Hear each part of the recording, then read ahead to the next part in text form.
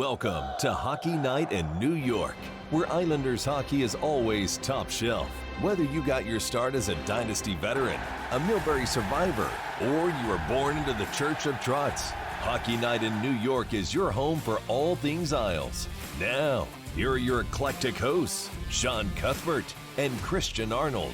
Ladies and gentlemen, it is Hockey Night in New York. Welcome to the program, everyone. It is Sunday, February 21st. Coming at you live from the Hockey Night in New York studios on Long Island. Big show coming up for you tonight. Chris King, the Islanders radio voice, will be joining us, talking plenty of Isles. My name is Sean Cuthbert. With me, as always, is Christian Arnold. Christian, how are you? I'm doing well, Sean. How are you? I'm well. I guess I could be better. Okay. Why is that? Talking from an Islander fan standpoint. Oh, okay. Because they're currently, they went from an 8-game point streak that they extended earlier in the week that we'll talk about, and now they're riding a 2-game losing streak courtesy of the Pittsburgh Penguins. So with that little intro, what do you say, CA?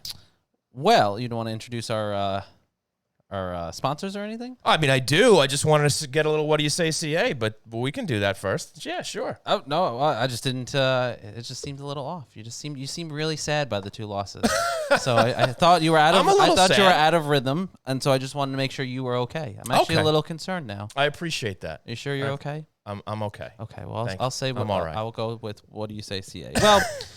2 tough losses, one worse than the other to the Pittsburgh Penguins, no doubt. Obviously, the 4-1 loss was a rough one on a lot of different levels. The 4-3 loss the other night to the Pittsburgh Penguins, I would say that's it was a much better loss, I guess, if you want to put it that way. Yeah, there was a lot more fight in the Islanders game. I mean, there's no good losses. 3-2 win, 3-2 loss, I should say. Sorry.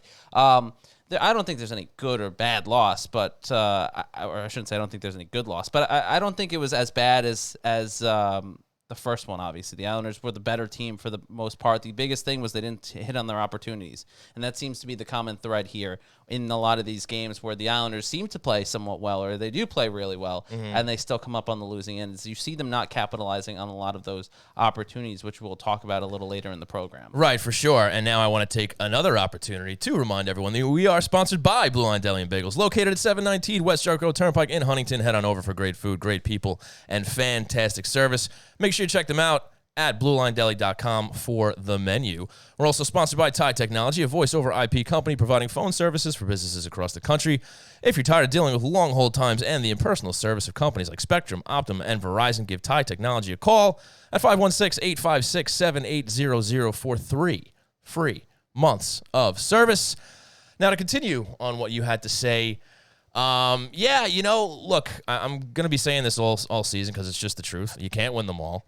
And, look, they got back to Islander hockey starting the previous week, and they took advantage of a Buffalo Sabres team that was coming off a long break. Now, again, I guess their break didn't work out for them because they lost 2 straight coming out of it, right? Did not.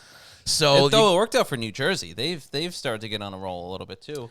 Yeah, and the Rangers have turned a corner. Not that they were on a real lengthy break, but they've also kind of turned a corner, it seems. Right. Yeah, they're playing better hockey, and the Devils have a lot of games to make up. The last time I looked, I was tweeting about it the other day, and I'm not sure where it's at now, but I know at one point they were 5 games behind the Islanders. Yeah, the stretch of where they're at is, I mean, it's not going to be tenable. God forbid that the COVID numbers go back up, or there's another stretch of games that teams are going to not be able to play because of COVID protocol. I don't know how you, as a league, make sure that the teams that are supposed to be or rightfully deserve to be in the playoffs at the end of this year make the playoffs at the end of this year without possibly having to switch to winning percentage or a similar scenario that they had to do last year as far as figuring out the playoff system. But that's a conversation for another day. For sure, but now that you brought it up, if you do go to the standings page over at NHL.com, they do have that column's still there for points percentage. I would imagine that the league said that this is something we have to keep on the back burner and keep it in at least no doubt about it, somewhere in the realm of possibility. But as far as the Islanders go,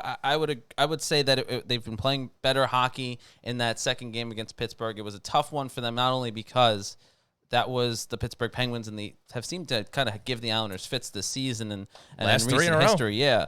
but also because that was the night that Sidney Crosby was playing in his 1,000th NHL Yeah, it would have game. been nice to spoil that. And that was a milestone in a moment that you knew the Penguins were going to get up for. And while they did give the Islanders a shot advantage of about 35 to 18, and they outchanced them 61 to 41, the Penguins hit their opportunities, though. And I think that will be the biggest difference in a lot of these games. The Penguins getting those opportunities, getting those scoring chances, and fully taking advantage of them.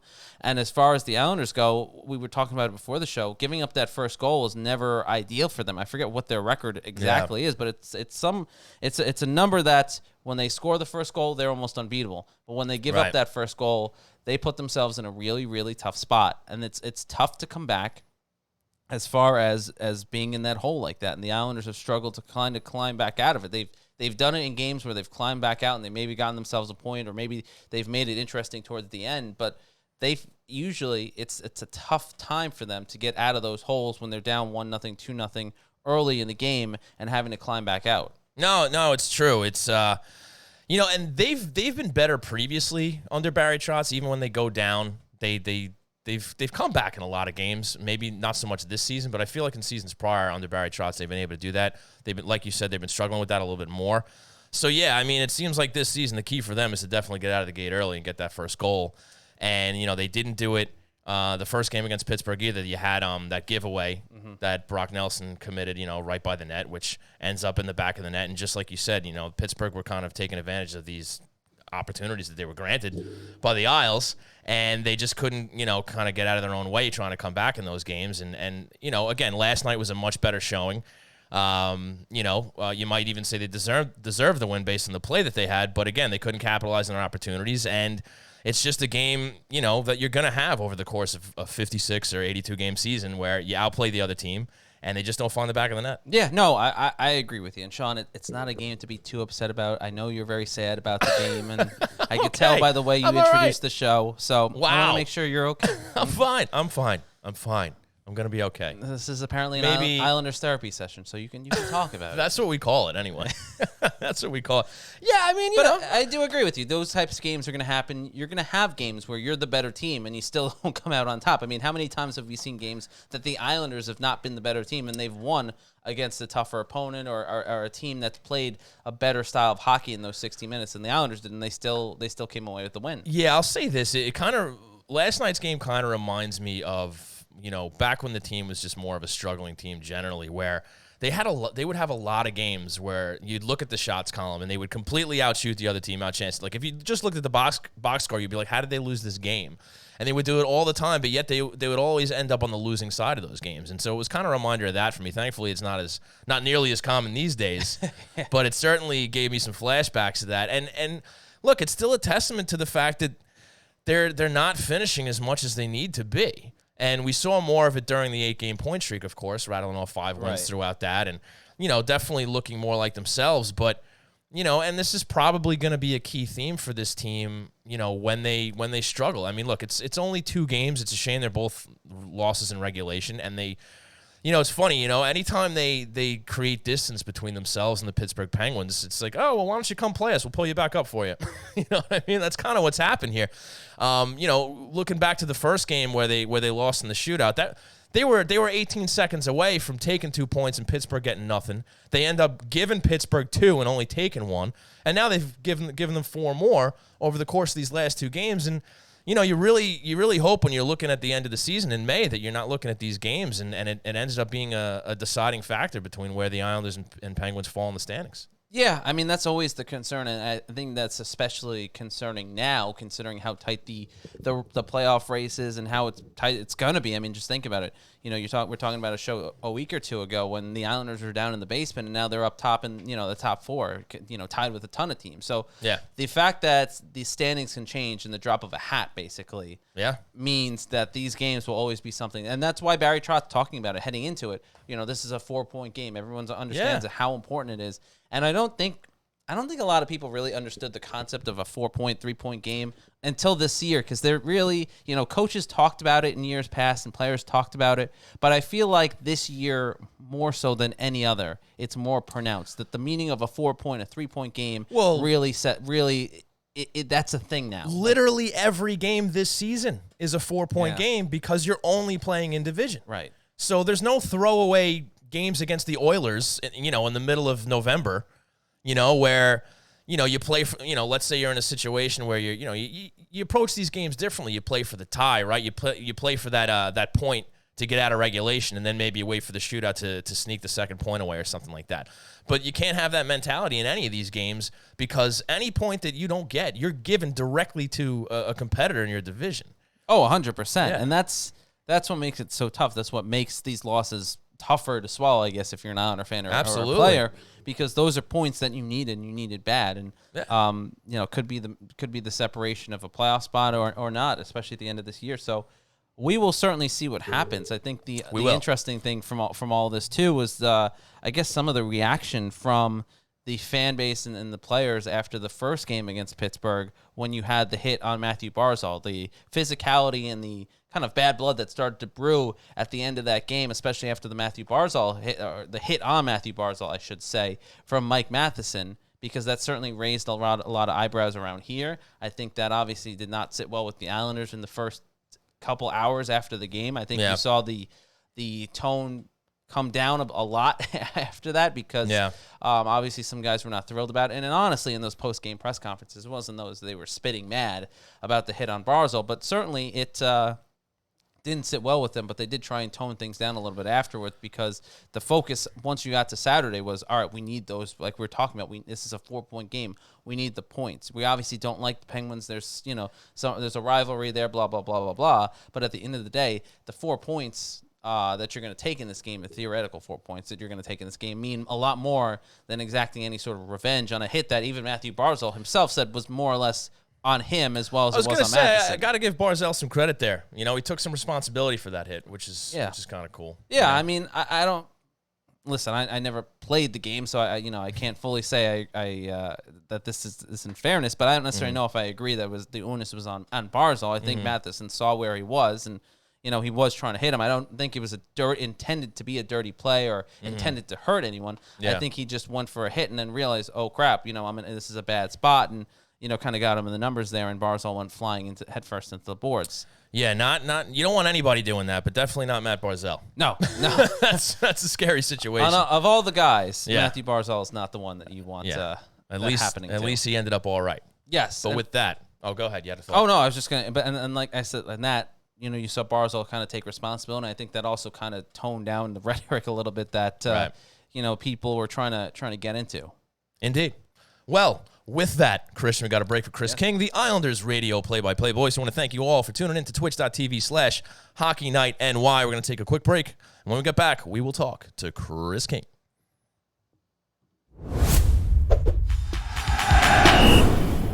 Customer service is the backbone of any great business, and reliable telecommunication is essential to keeping your client base happy. Introducing Tie Technology, a low-cost, flexible internet phone service founded on the idea that every customer deserves exceptional service while providing simple setup and management and easy integration to clients across the country. Tie Technology will not only create a custom solution tailored to your specific needs, but will partner with you to provide a competitive edge to you and your clients.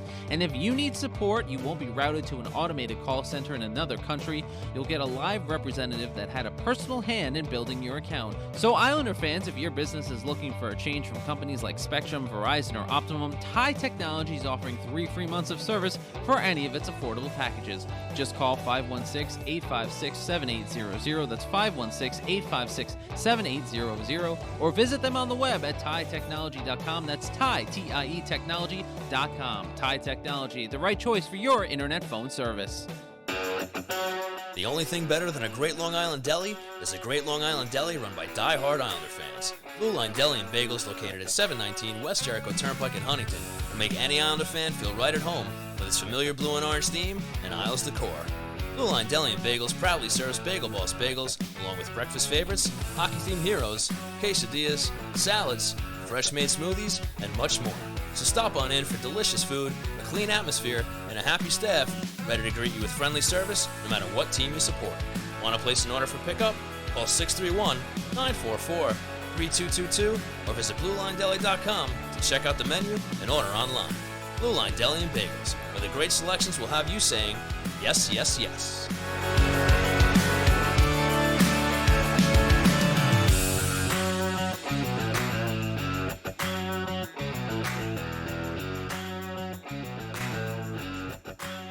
Did you have a nice break? Well, it's time to get back on the couch for more Islanders therapy with Seany and C. Arnold on Hockey Night in New York.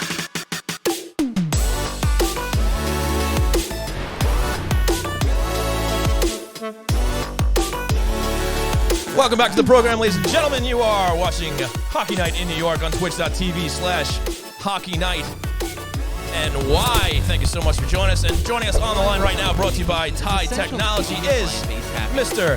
Chris King. Chris, thank you so much for joining us. How are you? Flexible internet phone service founded on the idea. Doing well. Appreciate you coming on. We were just talking about at the top of the show here how the Islanders a little bit of an unbalanced week here. Two wins to start off against Buffalo, and then 2 losses against the Pittsburgh Penguins. So maybe we could just start talking about that and how they performed this week. And if you need support, you won't be routed to an automated call center in another country. You'll get a live representative that had a personal hand. Marley in the 3-1 game, and obviously Sorokin in the 3-0 game, getting his first win in the shutout.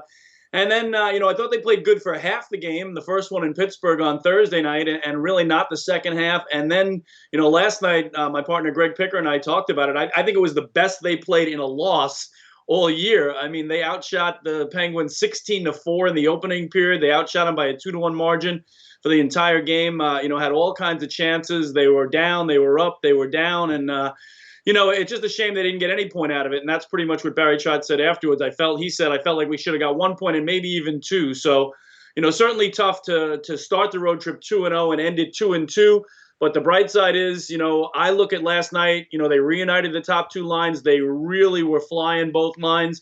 So they got that right finally, it looks like, and they're coming home to play 4 straight and 9 of the next 10 at the Coliseum, where they've been terrific all year. They're 4-0-1 at home. So this, to me, is the spot, guys, where they have to make that move and try to separate themselves from that incredible pack right now that's near the top of the East Division. Talking with New York Islanders radio voice Chris King here on the line, brought to you by our friends over at Tie Technology. And Kinger, always good to chat with you. I want to go back to the thing you mentioned about the reunification of the top 2 lines there. Obviously, it's kind of been a carousel with a lot of these lines, especially the third line for the New York Islanders. But as far as the top 2 lines go, what do you think was kind of the straw that broke the camel's back? I guess you could say that Barry said, all right, let's put these guys back together and give them another shot here. Yeah, I don't know if I would look at it that way, Christian, as, the straw that broke the camel's back. I think the impetus to break it up to begin with was Nelson and Bailey both getting off to very slow starts, right? So he separates those 2 guys. Suddenly, Bailey goes up to the top line, and now he piles up the 5 assists in a 3-game span, and Brock starts scoring like mad. He's got, I think, 3 goals in the last 4 games now. So he kind of got both of those guys going, said, okay, now let's put them back to where, they had all that success in the playoffs, especially that second line. I mean, in the playoffs, the second line was better than the first. I mean, that's a fact. Bo and Brock both had 9 goals, and Bailey, led all scorers in points in the Stanley Cup playoffs. So that really was the best line in the Stanley Cup playoffs. And I think the other part of that, Christian, too, is now Bo is back. He missed those 9 games with a lower body injury. They tried to find someone on the left side that was a fit there. It just wasn't happening. So it was a good time to break it up when Bo was away. But now, Bo looks like he has his legs under him, had an assist last night. Bailey's going, Nelson's going. Let's put that trio back together, knowing what they did in the Stanley Cup playoffs. And obviously the top line is always going to be the top line. And they were dominant last night, almost every single shift, Barzal between Lee and Everly. So if you can get those top 2 lines going, it could go a long way to finding that consistency that they've been lacking. They start the year strong, then they go into the big slide, then they go on the big point streak, and now the 2 wins and 2 losses. So they just haven't been able to find that consistency. But now's the time to do it with 9 of the next 10 on Coliseum ice. You mentioned Anthony Beauvillier. Certainly, I would say last night's game was his best of the first 2 that he's been back in, or first 3, I believe. Yeah. First 3 he's been back in. How has that progression been in your eyes to see him return and kind of get back into that shape and then that place that we expect him to be playing in?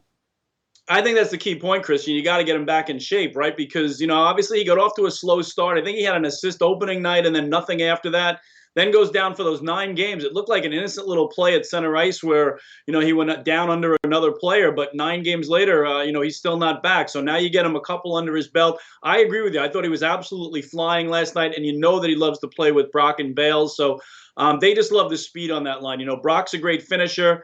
Bailey might be the smartest player on the ice. He sees the ice so well, and the speed of Anthony Beauvillier is just a perfect complement for that line. And we know the history of Bo he reminds me so much of Eberle in that regard, in that they're both incredibly streaky. Yeah. So when they're not scoring at all. When they are scoring, you can't prevent them from lighting the lamp. So right. I think the matter of getting that first one, Bo still hasn't scored. He's played 8 games. He hasn't scored a goal yet. I think he just has 2 assists in the 8 games. So you got to get him going as far as goal-wise is concerned. And now with Bailey finally picking up the assist, Nelson using that wicked shot to find the back of the net, it could be a return to playoff form. Yeah, hopefully. I mean, they definitely need to get some of that secondary scoring going so that they don't have more games like last night where even when they outplay the competition, it's just not finding the back of the net for them. Another gentleman I want to talk about finally got his first win by way of a shutout on Tuesday night against the Buffalo Sabres. I thought maybe we could talk a little bit about Ilya Sorokin. He's not getting too much action because Varley's playing so well, but maybe you could talk about what you've seen out of Sorokin so far, and have you gotten a glimpse of that promise that's been hyped up over this guy since he came over? Yeah, I think so, Sean, especially the last 2 games. And I mean, when you break it down, nobody wants to start the way he started. Madison Square Garden, Varley takes the shot from Clutterbuck in the jaw, and warm-ups he's thrown in. And, it's so funny because he had kind of given that interview just prior to the start of the season where he said, I hate Manhattan. It's too busy. I don't like it at all. I like peace. I like Jones Beach. I like Long Island. And, of course, where's his first start at Madison Square Garden? So right. He had no chance in that game. I thought he was better in, what was scheduled to be his first start in New Jersey, but still suffered the loss. Then we really started to see some of those highlight reel saves in the overtime loss he played in Philadelphia. The glove save on Voracek was the one that was shown over and over and over again the next day. And then in his first win in Buffalo, he had, an incredible save in all 3 periods, the Taylor Hall breakaway, the glove save on Olofsson, and I can't remember the third, but there was like 3 highlight reel saves in the same game. Obviously, the video review helped to get him the shutout, which he said was his favorite part of his first win in the National Hockey League. But, I'd like to see more of him, Sean. I really would, because if you look at how they've used him, he wasn't supposed to play in the Garden, had to in that situation. Mm-hmm. His scheduled first game in New Jersey, all right, that was scheduled for him for a long time. Mm-hmm. But since then, he's only played the second night of back-to-backs twice. That's it. So are you telling me now he's going to sit till next weekend when, Pittsburgh's into the Coliseum Saturday and that's a possibility? I would like to see him get in there tomorrow night. Why not put him against the Sabres tomorrow night, the team that he shut out, and don't just restrict him right now to the second end or the first end of a back-to-back situation. Talking with Chris King here on the line, brought to you by our friends over at Ty Technology. And Kinger, one question I do have kind of related to Sorokin. There's obviously been a lot of roster maneuvering, and maybe you could explain this a little bit to us and to some of our viewers who don't necessarily understand how this whole thing works considering the circumstances this year. But Sorokin's now on the taxi squad after bringing Bellows and Wahlstrom off of the taxi squad. I guess there's always been a little bit of some confusion as to why the roster maneuvering has to go the way it does. Maybe you could explain that a little bit for us so that people have a better idea of why Sorokin is going on the taxi squad after having a shutout against Buffalo. Yeah, it confuses me a lot too, Christian. It certainly does, but I think it's twofold. Part of it is, it's just finances at some point. There's a certain amount of money you can certainly save by shifting guys to the taxi squad, taking them off the active roster. The other thing I think is just, that mental break of don't let him even dress as the backup. Let's Corey Schneider get in there and dress as the backup. Put him on the bench, just a complete mental break, so that when you do use him next time, hey, was he, mentally in that game, or was he sitting in the press box and being able to take that mental break from the game? So we've seen that shuffling with every team. Every single team does it. You look at the transactions every day to and from the taxi squad. I'm sure if you break down the dollars, the number crunchers are the guys who have the good reasons to say, hey, we can save X amount of dollars by shifting so-and-so to the taxi squad for this day and then bringing them back. And again, the second half of that to me is just mental break. And Kinger, you mentioned the Islanders are coming back to Nassau Coliseum. They played very well on home ice. And while this year, at least as of now, there are still no fans in the building, the Islanders have found that home ice success. Is there a reason in your mind why the Islanders are still playing well? Obviously, Nassau Coliseum is always touted as a building that the fans really bring alive and they make it a hard place to. But with nobody in the building, what do you think is making it so successful for them to still play there without anybody watching? It's an interesting question, right, Christian? Because Greg and I were talking about on the air last night. The Penguins are 7-1 at home, right? They've had no fans in the building. The Islanders are 4-0-1 at home with no fans in the building. And just doing some research today, Carolina is the only other team in the league, that hasn't lost in regulation on home ice. So the Islanders have been one of the best home ice teams in the league. But without any fans, how do you put your finger on it other than just that comfort factor of, being in your own building, your own surroundings, your own home? I can't think of anything else because there is no other advantage if you don't have fans in the building. Every sheet is 200 by 85 these days, right? So it's tough to put a finger on, but certainly the numbers bear it out. When the Islanders haven't lost a single game at home in regulation in the 5 and have really struggled on the road, and the Penguins are exactly the same way. So yeah, I couldn't pinpoint what it is other than the comforts of being at home. Last change is obviously something too. You can get those matchups that you want, but Barry doesn't always fight to get those matchups on home ice, but that has to be a small factor as well. But that's about the only two things I can come up with. And Kinger, obviously, if there's any guy that we'd be talking to who's going to have the inside scoop about this, or might have the inside scoop, Kinger, obviously the state says that fans can come back to the building this week. Barclays Center, Nassau, the New York Rangers, Madison Square Garden, Brooklyn Nets, New York Knicks, all of them. Is there any update as far as you've heard or know of that when the Islanders are going to start allowing fans back into the Nassau Coliseum? Because they've still been one of the few teams that have not really put out a hard confirmed date yet. Yeah, no confirmed date at all, Christian. And again, I know you were on the conference call with Lou Lamoriello when he said, look, safety is our top concern. So they're not going to do anything until it can be completely safe. But I think the thing that most fans don't realize is this is not the same situation as anybody else's arena, because the other 30 arenas in the National Hockey League were not shuttered during the offseason. That's right. So Nassau Coliseum was shut down. It was shuttered. So it's not just a turnkey situation where you can, turn the switch back on and suddenly everybody comes back in that building. So, it's trying to bring back all the people who, were working there or new staff that have to come in. You're talking about concessions. You're talking about security. You're talking about, just the physical aspect of where you're going to put these fans. As you've been there, Christian, where we are now, the media are on the concourse, or taking up the entire concourse, essentially from one end to the other, is the media, because the press box is used for a different reason now where we don't have access to that. Obviously, the arena floor, nobody has access to that. So there is so much logistics that goes into it. But again, the overriding factor that no other building has to deal with is the fact that it was closed down and shuttered in the off season. For sure. And Chris, we actually have a question from one of our viewers live right now. A good question at that. He says, yourself and Greg Picker, you do such a great job during the broadcast. In relation to not having fans being in the building, how are you still able to generate the same energy calling the games without having that big fan atmosphere there? Yeah, it's a good question. You know what? But I love the game. And you know what? The Coliseum, it's not a problem at all, because to me, I'm at the game, I'm live. And you know what? They're still pumping in the sounds of the game.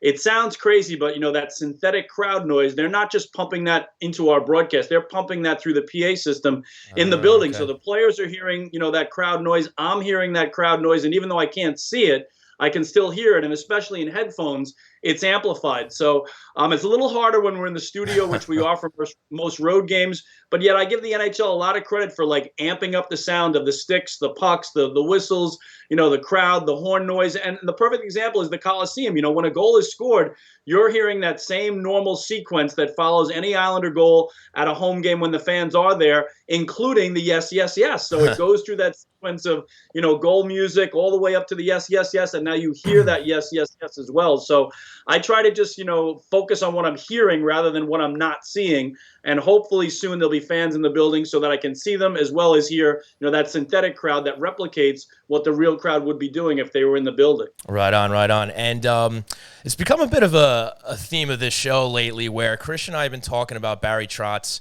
You talk about shuffling the team around a little bit, how he's shown a little more trust in the young guys on this team. You saw Kiefer Bellows getting in some games in the beginning of the season. We've been seeing Oliver Wahlstrom getting in some games now, and of course Noah Dobson's really been let loose here.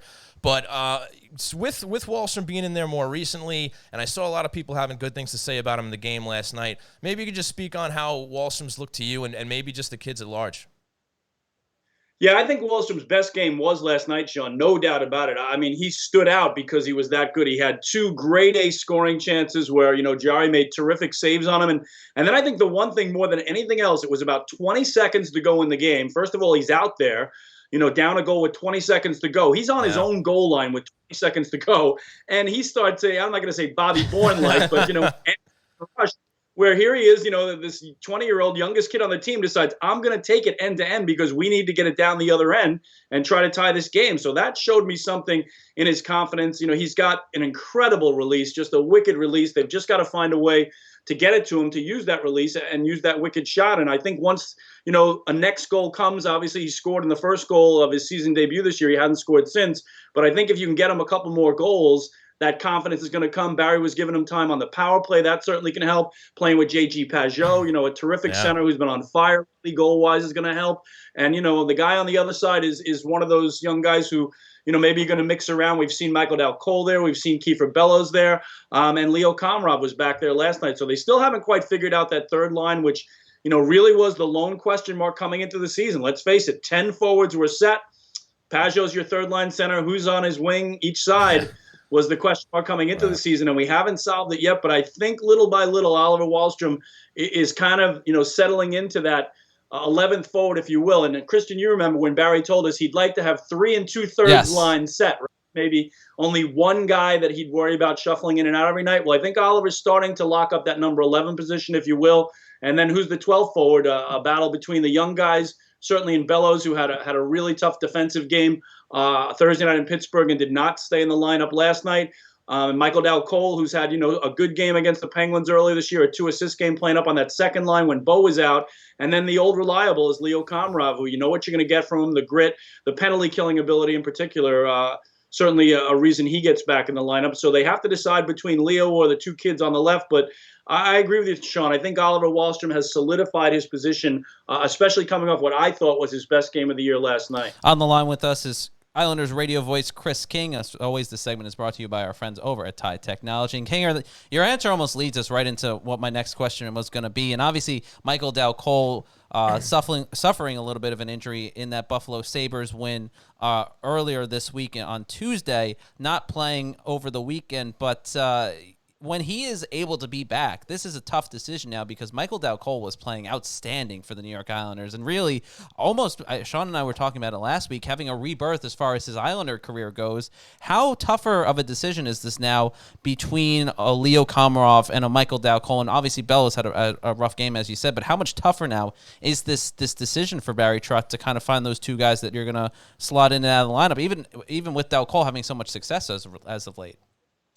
It is, and that's what you want it to be, right, Christian? You want it to be a hard decision for Barry Trotz. But I agree with you. I think if DC or MDC, as they call him, is healthy, then he's the guy. I think he's going to be in there ahead of Leo. But, we don't know the extent of that injury now, so we'll see. Islanders play tomorrow, then they have 2 days off, and, they have the Bruins coming in on Thursday night. So maybe you give him one more game off to buy some time to get him ready for Thursday night. But I think if he's healthy, he goes in. Although, again, I like what Komarov brings. We talked about that. We saw, I think, the best of Michael Dal Colle when he had that 2-assist game. He was being physical. He was throwing the body around. He had some good scoring chances. He's the guy I think they'd like to be that 12th forward. Again, to kind of put the youth on both sides of J.G. Pajot and at least say, hey, we've got some young guys in there. And Sean, you mentioned Noah Dobson, who's done a great job on the back end. So, you don't want to be, all veterans. You want to have kids. And, certainly Lou Lamoriello has talked about moving along young players slowly, not trying to rush young players. So you have to have patience with those players. And the Islanders have certainly been nothing if not patient with Michael Dal Colle over the last couple of years. And they'd like to see him finally become an NHL regular, which he pretty much was for most of last year. But this year now with the injury, it's tough to say if he can get that spot back. I think it's his to lose, though, if he gets healthy and gets back in the lineup. And Kinger, obviously, Islanders have 4 games at home this week, a pretty tough schedule after they play Buffalo. They have Boston, like you mentioned, on Thursday, and then 2 games against the Pittsburgh Penguins. What are you expecting out of the Islanders this week? And do you have a prediction of what their record's going to look like on Sunday night? Wow, that's a great question. Yeah, week from tonight, where will they be in the 4 games? Well, I look at it this way.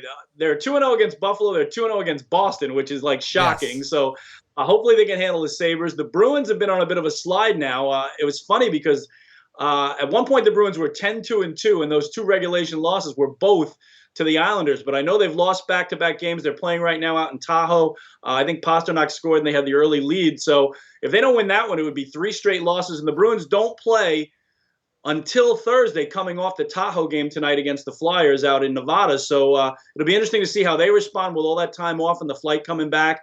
And then the Penguins have been the one team that, the Islanders haven't been able to solve right now. They beat them the first game of the year, and then they had that tough one at the Coliseum where, Malkin scores with 18 seconds to go with an empty net and extra attacker to tie it. They lose that one in the shootout, and then they lose the two in the Steel City Thursday and Saturday night. So I like the fact that they've been so good at home. I think they would settle right now, Christian, for 6 out of the 8 points, which I don't think is out of the possibility, but I think that would be a good target. If you can, win 3 of the 4, then they have one game in New Jersey and then come back home for another, I believe it's another 6 straight on Coliseum ice. Yeah, 6 straight after that. So, a 4-game homestand, 1 in New Jersey, and a 5-game homestand actually is what it is after that, because it's 9 out of 10 overall. So, wow, they could really set themselves up nicely if they can pick off 6 of the 8 points. And in what's a tough week, as you said, when you're throwing in the Bruins and the Penguins, especially Pittsburgh back-to-back on Saturday and Sunday even the early start. I think it's a 5 o'clock coming off of 7 on Saturday. Yeah. Chris King, the New York Islanders radio voice. You can hear him on the Islanders radio network, which is, of course, ESPN radio here in New York, 1050 and 98.7 FM. That's on right. certain games, 88.7 WRHU and 103.9 LI News Radio. If I think I remember that all correctly. You got it all. That's a hat trick. There you go, buddy. Kinger, we appreciate the time. As always, great insight, and always happy to have you on the show, man. Thanks for having me, guys. Great talking hockey. Same to you, Chris. Take care. Thanks a lot. Chris King from the New York Islanders radio network. Great stuff as always. Very insightful stuff from him, and we always appreciate his time when we can get him on the show. Yeah, no question. Always a pleasure to have him. Yeah. And he's always right on the money. He always comes prepared. Yes, neither one of us knew that there was a 5-game homestand coming up after the next one coming up. No, you didn't. I've researched. Don't lie. I've researched. I came prepared today. I don't know why you're trying to throw us under the bus like that. Wow. I guess. Why are you trying to make us look bad, dude? It's going to happen with you sitting here no matter what. Wow. So, I mean, that's just the way things go. That's mean, but okay, whatever. But yeah, Kinger's right. 4-game homestand followed by a 5-game homestand after a trip to the New Jersey. Not just New Jersey. The New Jersey? I was going to say the Rock in New Jersey. To the Swamplands? To the swamp. I was going to say, there was something I was going to say in front of New Jersey, and I just didn't. It didn't come out in time, so I just said the New Jersey. So there you go, making us look bad again. But as Kinger mentioned, 9 of 10 at the Nassau Coliseum. Yeah, coming up big here. opportunity. 2 against the Pittsburgh Penguins next weekend. Obviously, we will be adjusting our showtime with the Sunday game at 5 o'clock. Yes. And stay tuned. Stay tuned for that. But very important games coming up. Buffalo, obviously, another chance for them to get 2 points. Boston, who they've absolutely had their number, which is shocking this season, considering that was the team that we talked a lot about. I talked a lot about, in fairness. Also, in fairness, there's 6 more to go against those guys. I know, but what I was getting at, but let's think about it for a second, though. If there was a team in the Islanders division, in this new division, that you said, all right, this is going to be a team that's going to have the Islanders number all season, you would have said the Boston Bruins, would you not have? Would you not have put them in that category? I will agree with you that it would have been the Bruins. Yes. So then it is really surprising then the fact that they are the team that the Islanders have had the better of this first couple games here against Boston. I mean, that was in the midst of a very good stretch for the Boston Bruins where they were beating everybody. The only team they couldn't beat, the New York Islanders. Well, again, Christian, that's just how it goes sometimes. You're riding a good wave. You're winning a lot of games. You're bucketing points and whatnot, and then all of a sudden you just hit the wrong team. And the wheels fall off a little bit, Absolutely. And the Islanders were that team. But how often are the Islanders that team? I mean, like, you look at the Pittsburgh Penguins, and that's a team maybe you thought, all right, the Islanders, it's an aging Penguins team. They're kind of in the middle of this whole transition period. They would be the team maybe in the East where you're like, all right, if there's one team we're going to surprise, the Islanders are going to surprise against, it's going to be the Pittsburgh Penguins. I'll say this. I certainly didn't see them dropping 3 out of the first 4 against them.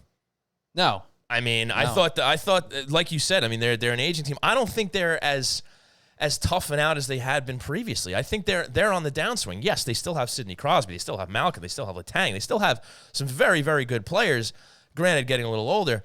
But I just don't look at the Pittsburgh Penguins as the same threat as they used to be. And here the Islanders are struggling to get, points out of this team. And maybe that's a peril of looking at a team and going, all right, maybe they're on the downswing. Well, the Penguins are still a threatening team, and they still capitalize on their opportunities. I'm not saying the Islanders are thinking that way. I mean, I can sit back as an onlooker and say that, but they come prepared. I'm not saying you're saying the Islanders are thinking that. Yeah. That's very obviously your lack of knowledge on the sport, so you're counting out the Penguins like that. But wow, okay. So see, you're swinging back at me. That's fine, man. It's good. It's give and take. That's what happens. It's give and take. Nicely done. Kudos to you.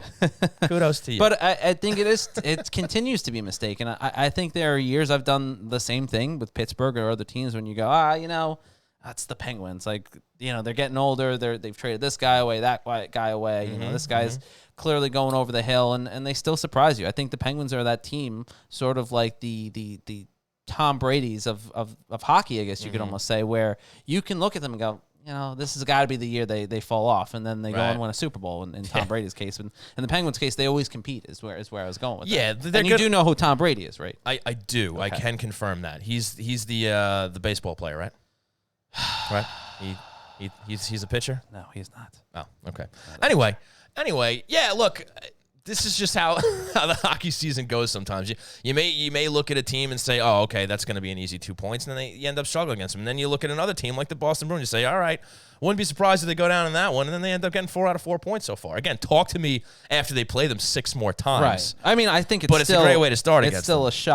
It's still a shocking sort of situation nonetheless that of all the teams, that Boston, I think, would have been the one that you'd be like, all right, these guys are going to come in here and maybe roll them, 6 out of 8 times, and maybe there'll be a couple close games. But that's a team that's going to be tough to play against. And the Islanders, they've been tough playoff games. The Islanders have won. Nobody played good hockey. Yeah, and nobody's going to want that number 4 spot if Boston does end up winning the division. Don't get me wrong. That's the last place I want the Islanders to be.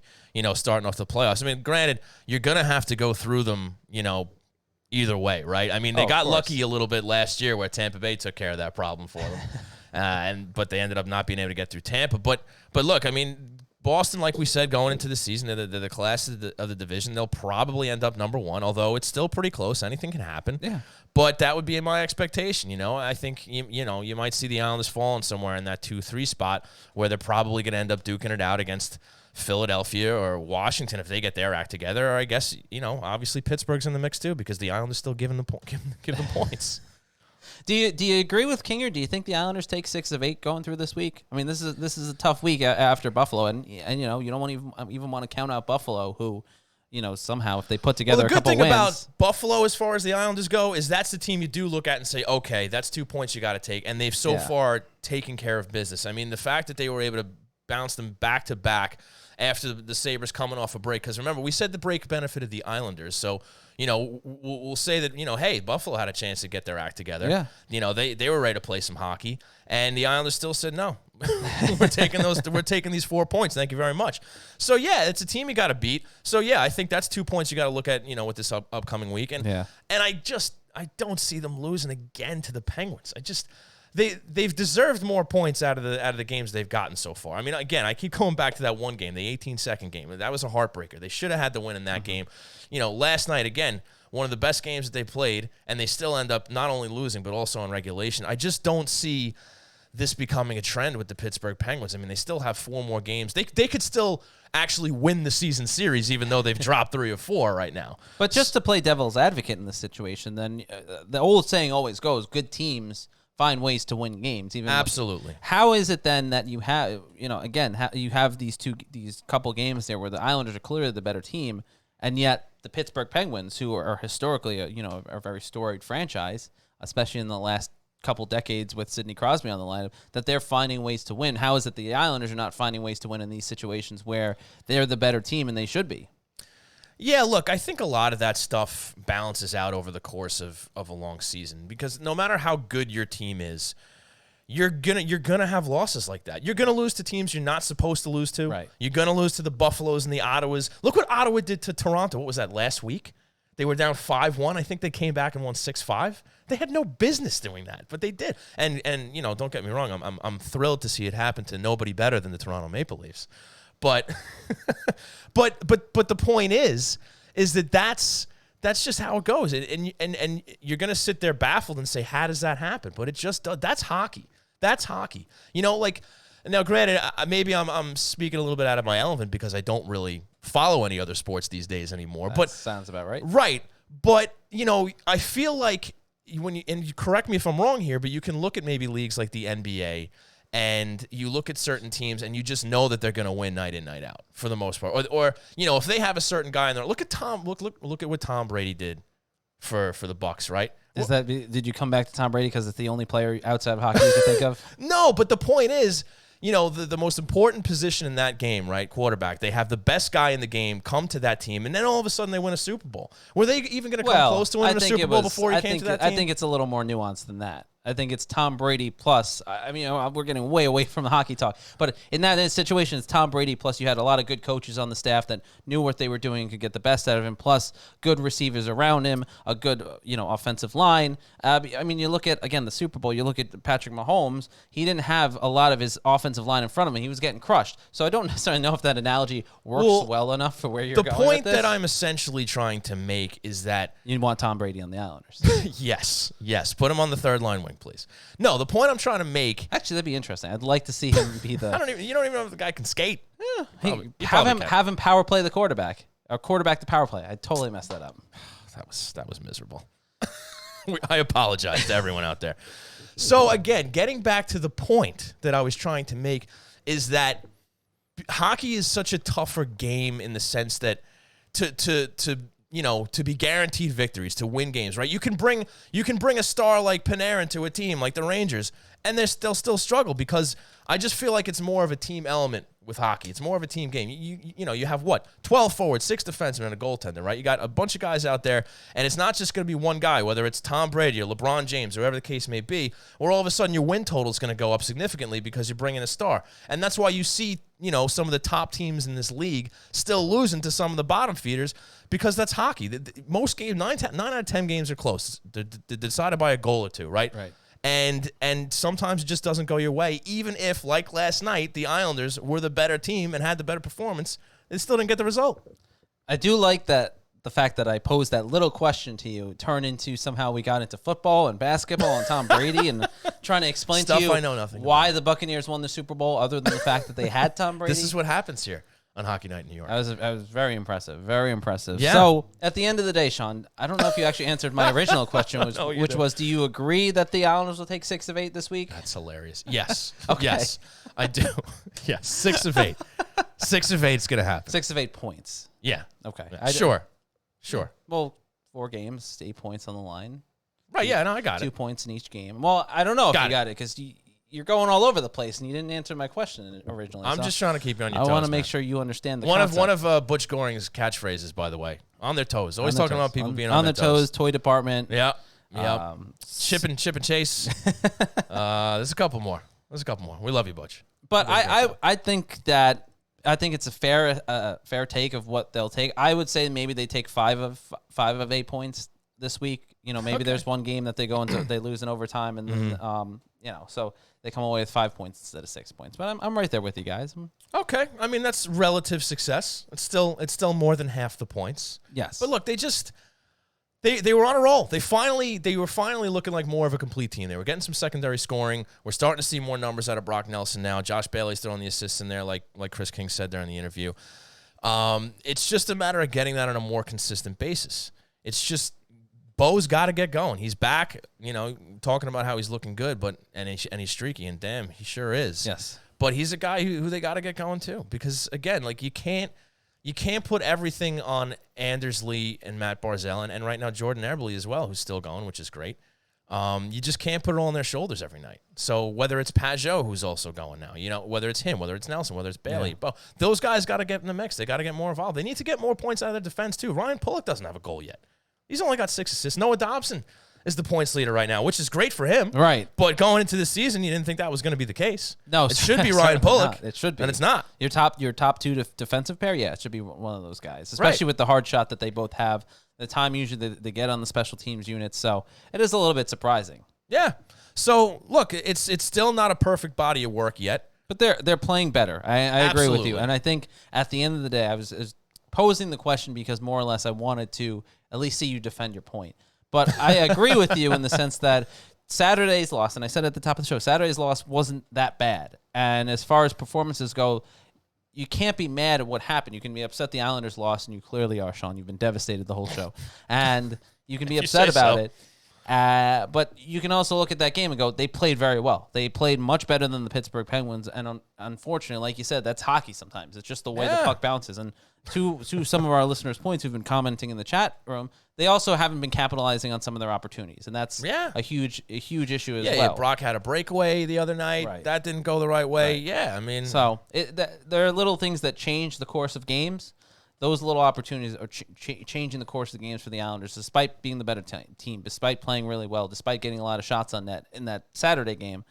Not hitting those little opportunities that they have is at the end of the day, the backbreaker for the Islanders. And I think that'll come along as the team gets more comfortable and they settle some of these issues with the lines, and there's not as much juggling as we've seen the first 15 games or so here this season. So I think it's coming along. I think there's a lot of positives, and like I said, I think 5 of 8 points is realistic this week. 6 of 8 points is realistic this week, as Sean said. So we'll certainly see what happens when they face the Buffalo Sabres on Monday, followed by Boston on Thursday, and then the Pittsburgh Penguins back on home ice at the Nassau Coliseum, which may or may not have fans. We're still waiting to see when those plans are released by the Islanders or Nassau County or whoever makes those decisions for the building. But we'll certainly find that out as well.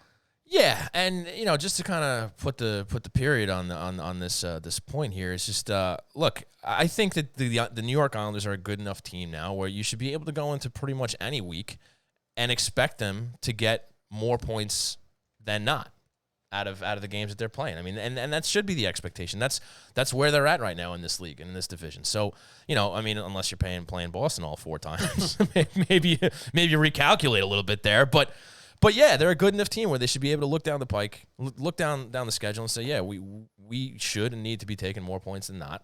And I think that's what we're going to see. There's no reason to panic over these last 2 losses against the Penguins. They're you could say they're heartbreaking losses if you want, but it's not something to get discouraged about because the overall picture is looking a lot better. Like you said, they're playing better hockey, and I think they're gonna get back on track when we maybe having Buffalo coming in for this first game this week is going to be just the what the doctor ordered here to get back on track. Absolutely. It'll be an interesting game, obviously, on Monday, and then going forward, the tougher half of that schedule as well with some of those tougher teams in the division. And I'm sure the Islanders will be looking to get a little bit of, I don't want to use the word revenge because I don't want to hype it up like what was going on for the Saturday game, but I'm sure they'll want to get a couple points from the Pittsburgh Penguins after the way those 2 games went in Pittsburgh. Those are games they got to really be circling on the calendar. I mean, they got to take some of those points back from Pittsburgh because they just gave them away, as far as I'm concerned. I know you've said it multiple times, and I'm going to keep saying it. And you said it on Twitter. I did, and it'll be okay. Sean. It'll be okay. That's not necessary. Again, you looked really sad about the loss, so I want to make sure you're okay. I'm glad you're looking out for my well-being. I really appreciate that. But are you ready for the Hero of the Week? I am. You're ready for the Hero of the Week? Yes. All right, so we're going to do the Hero of the Week. When you hear this song, that means it is time for the Hero of the Week, brought to you by the Blue Line Deli and Bagel Half Price Hero, which is a brand new sandwich, Christian. And if I do say so myself, Donnie was talking to him behind the scenes leading up to the show here. Brand new sandwich, and we went back and forth, got to help name the sandwich with him and whatnot. And it's called the Celly. The Hero of the Week is brought to you by the Celly. Grilled roast beef, sauteed onions, mushrooms, fresh mozzarella on a toasted garlic hero. It looks damn delicious. Look at that picture. That does look fantastic. Good. Although, that looks fantastic. What was it? The Orlando or the Rob Rush that we had last week that I'm still trying to salivating over to get down the Blue Line to try as well. But now I'll have to put this one on my list of sandwiches to try. We really got to get on Donnie because this is, of course, so easy for him to do, to just start franchising out. And I need a South Shore and Nassau County Blue Line Deli and Bagels. We do. Yeah. We really do. Yeah. I don't want to have to drive all the way up to Huntington to I mean, look, we love Donnie. We love Blue Line. I love going over there. I'm willing to make the 40 to 45-minute drive to get there. You know we love you, pal. And I've done it. But I've made the 45-minute drive to get there. Hey, it's well worth it. It's well worth it. But, maybe get working on that, Donnie. Maybe, Lynbrook, Oceanside, Rockville Center, something like that. We can figure out a town. But time to franchise out. Get us something on the South Shore in Nassau. I think as Donnie said to our Hockey Night in New York account, do you know anyone who wants a deli sandwich or a deli to run? You never know. There could be some up and coming entrepreneurs out there looking to run a deli. I think the onus, I think the onus is much like Matthew Barzal said. The onus was on him not to put himself in a position like that. I think the onus is on us to find Donnie a franchisee partner to open up this Nassau County South Shore. Okay, that's our side mission. That's our mission. Find Donnie a partner for a new location in Nassau. So, Christian, do you remember who went first last week? I think it was me. Sure. I think it was me. So yeah, I guess I'm going to give you the honors, Christian Arnold. Who is your hero of this 2-2 week? Well, I think I don't know why you laughed like that. You're funny. You're a funny guy. I am funny. Thank you. Funny looking. Oh. All right, come on, go ahead. What do you got? My hero of the week is someone who finally got their first win in the National Hockey League in a shutout performance that was stellar, and a guy who deserved to finally have a couple goals put on the board for him as well, and that's obviously Ilya Sorokin, who was phenomenal for the New York Islanders in his first career NHL victory against the Buffalo Sabres. He had a 20-save performance on the night, a couple highlight reel saves as well. Once that, when we're talking with Kinger, you mentioned seeing some of those highlight reel saves that we saw in the KHL. Well, we finally started to see some of those in the NHL now as well. I don't know why you're laughing. I'm laughing because I saw a comment in the chat. Joe McGrath won. Tom Brady for the hero. I mean, that was my second choice, to be honest. I almost pulled an audible on you and told you. You do know what an audible is, right? That's it's a football term. Oh, okay. I thought that's what Tom Brady would call. Oh, okay. When he changes the play on the fly. I used to play Madden like 94 or 95. I remember. It's a long time ago. You're dating yourself there. Yeah. No, I am. That was when you were a wee lad. Between you and the cup of coffee reference, you were really which actually yourself. Needs to be cleared up. By the way, I'm glad you mentioned. Well, we have do your hero, and then we'll do that afterwards. Do your hero. All right. Well, it's unanimous, ladies and gentlemen. Unanimous. It's unanimous, ladies and gentlemen. Yeah. Ilya Sorokin. I mean, let's be honest here. The guy got his first win. He looked very good. I don't have to repeat everything Christian just said. Because it was so good. I know. He really it was that good. So he gets the shutout win. He's starting to look like that guy that everybody was hoping for. It's still going to take some time, and look, Varley has just been playing his ass off. So it's going to be tough for him to get some starts here with how well Varlamov is playing. But it's nice to see him get in the groove here, get a win. And look, at the very least, we'll probably see him again this weekend because of those back-to-back games against the Pens. But Chris King would like to see him sooner, and I'm on board for that. Yeah, give him the Sabres. Again, a team you're supposed to beat, and when you try to get your backup goalie in there, that's usually when you see it. I mean, Islander fans know this very well. When other teams used to come to town, the Islanders would get the backup during the 90s and the early 2000s and whenever else. But, yeah, you'd see a lot more. I was trying to come up with a name off the cuff here, but couldn't come up with it. I was trying to think like Tom Barasso's backup back when he was playing for Pittsburgh. I can't remember who it was. Thanks. Oh well, but anyway, yeah. Let's get Ilya in there for the Sabres. I'm not opposed to it. I think the hero, seeing him unanimous hero. I think you're seeing him become more and more comfortable, and I think that's too what I was about to say. Kind of combining his last couple starts that he's had. You've certainly seen that progression in the right direction, and I think that's the one thing that. You have to be happy about if you're following this team and you want this guy to succeed is the fact that every start he's looked better and better and better, and he's looked more like the player that you're expecting him to be when he came over here from the KHL. And I think a lot of people who were watching him and saying that I think they would hope anyway that they understood that this was going to be the process for him.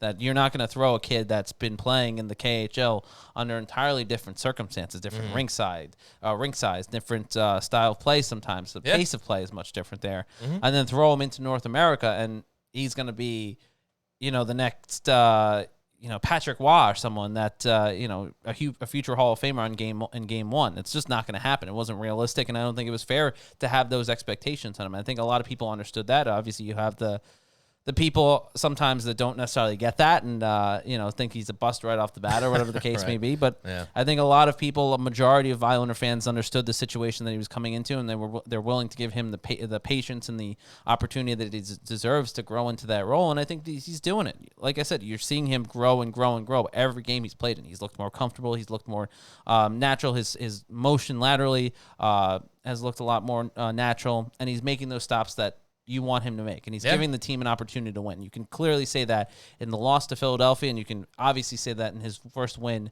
in Buffalo. And that's the job that he needs to do. Absolutely. And that's what he's expected to do in the long term. So it's good to see that coming to fruition quicker and quicker as he's gotten more starts. And I hope he does play against Buffalo. I hope he gets more games than just, as Kinger said, I hope he gets more games than just the second or first game of a back-to-back stretch. Yeah, well, look, I mean, Varlamov had a lot to say about that, just with the way that he's been playing. I imagine Barry might have wanted to get Sorokin into a couple more games. Yeah. But Varlamov's been forcing his hand. He really has. He's been playing fantastic. Even for the most part, even in the losses that he's been involved in, he's still playing great. And hopefully that continues throughout the season. I mean, you know, it may make these choices a little tougher for Barry as far as getting Sorokin in there for some starts. But, you know, look, if one of your goaltenders is playing that well, it's a good problem to have. Absolutely.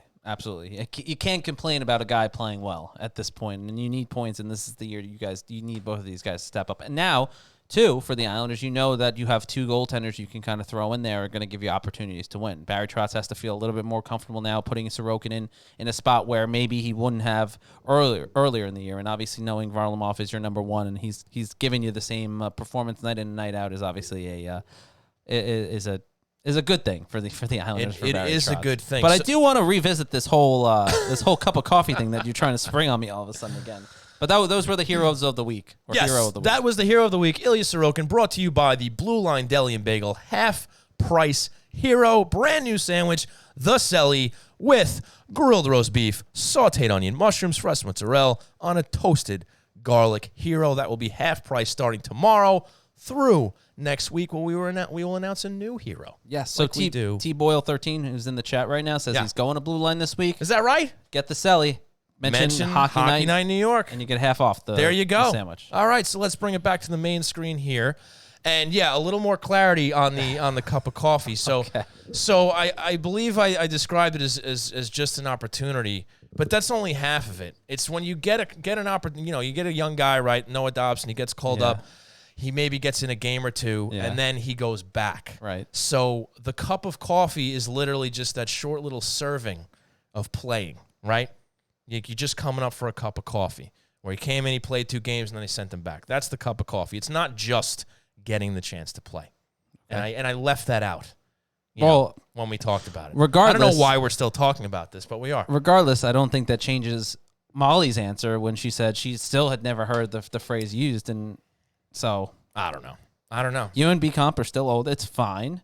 It's understandable. You have a lot of knowledge and wisdom that comes with age. There's a lot of people that have been saying, how does he not know what that phrase is? A lot of people. From different age I'm not groups. the only person, so I just don't want to make that abundantly clear. Whatever. You youths these days. You two youths. You youths. Two youths. All right, man. So where do we want to go here before we wrap this thing up? Beauvillier came back. You want to talk about how he's played? I know we chatted about him a little bit with Chris King. Seen anything out of him lately? No, I think as I asked Kinger and kind of pointed out there, that's obviously the Pittsburgh game was his best performance since coming back there in the 3-game stretch that he's had, and that's a good sign. You're seeing him getting more involved in the play. He got a point. Finally registering some points. He left off earlier in the year when he got injured. That's not where he wanted him to be. He wasn't really a big factor, and that's a big problem for the Islanders. As Kinger mentioned, that second line was one of the biggest parts of their success last season, and you kind of need to see those guys continue. Beauvillier, obviously, played a huge role in that. Josh Bailey is a guy that you want to see getting going again as well. He's been struggling this year, and we talked about it last year. Yeah. And I think this is the first time where, first time in a long time, I guess you could say, that there's been some real honest and fair criticism on Josh Bailey's game, other than just the fan that doesn't like Josh Bailey saying that they don't picking every point of his game because they don't like him. There's some real genuine issues right now with the way Josh Bailey's been playing, and I think that's something that needs to be corrected. And obviously, you can't say enough about the play of Matthew Barzal, who's been phenomenal for the New York Islanders and the way he's played in every aspect of his game between the offensive end of the ice. Now you're noticing him a lot more too in his own end, being a bit more responsible and kind of going in that direction where Barry Trotz wanted him to go this year. And that's a great sign. And obviously, he seemed more than thrilled to be part of Sidney Crosby's 1,000th game, a guy that he grew up watching, which is amazing to think about when you say that Crosby's been playing in the league for that long, and that a guy like Matthew Barzal watched him when he was growing up.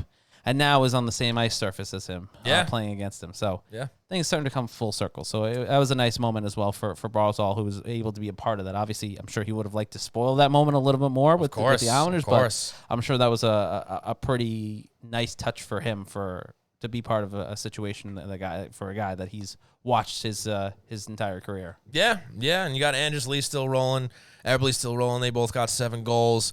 You mentioned Bailey. He's starting to at least pot some assists now, which is more his game. I think he has a goal and 8 assists right now, so he's starting to find some numbers. It's slowly coming along for these guys. So you just need a more complete effort every night, so you're winning 3 out of every 4 games, and I think you're looking okay. Yeah, I feel you. I agree, and I think this is going to be a telling week too. The Islanders coming off a loss that they'd like to have, a win they'd like to have, obviously against Pittsburgh, in a week where, like we were talking about before, but Buffalo was even a tough game. We shouldn't count them out totally, but that is, as you said, a winnable game for them. Sure, yeah, a very tough stretch coming up. Yeah, and the last little thing I'll note on is the power play still connecting. They're still putting up power play goals, so that's positive. Keep that going. It seems like ever since they came from the break, the power play's been, it's brand new. They did do a lot of work on the power play over the break, so that was clearly one area of focus that they had, and it's paid off. Yeah. And then it's really paid off. It has. Now we just need to see more wins, and then everything's going to be fine. And I think we can wrap it up. Yeah. You good? I'm good. Well, you know what I'm going to do? I'm hungry, but I'm good. I could use a Blue Line Deli sandwich. It was a very delicious-looking sandwich. So, folks, I want to thank you all for tuning in to twitch.tv/HockeyNightNY for the live feed here. Remember, you can always listen 24 hours a day, 365 days a year at HockeyNightNY.com, your favorite podcast providers. And you can still go to twitch.tv/HockeyNightNY for all the archives of the live streams. Want to send a big thanks out to Chris King, the Islanders radio play-by-play voice, and of course to our fantastic sponsors, Blue Line Deli and Bagels, located at 719 West Jericho Turnpike in Huntington. Head over for great food, great service, and excellent people. Check out the menu at BlueLineDeli.com for their great selections and hockey-themed heroes. And of course, Ty Technology, a voice-over IP company providing phone services for businesses across the country. Check them out at TyTechnology.com for all your telecom needs, or give them a call at 516-856-7800 and get 3 free months of service. And of course, please follow us on social media at HockeyNightNY. Follow myself on Twitter at ShoneyHockey. Follow Christian at C_Arnold01. We will be back next week. We'll let you know what time once we sort that out. Yes. By the way, before we go, I think we still have some music left to play, so I can keep talking. Sure. Real quick, shout out to Stu or at IslesHolic on Twitter, who just sent us a tweet about a minute ago. He said, another great show. There we go. Thought you should know that in my house, we drink every time you mention cup of coffee. Cheers. I love it. Fantastic stuff, Stu. Thanks so much. My name's Sean Cuthbert for Christian Arnold. We've been Hockey Night in New York. We'll see you next week. Maybe we'll get a cup of coffee. Oh, man. You're awful. See ya. Cup of coffee. You're going to get Stu drunk. Cup of coffee. The guy's laying on the floor now. Cup of coffee. You're terrible. Good night, folks.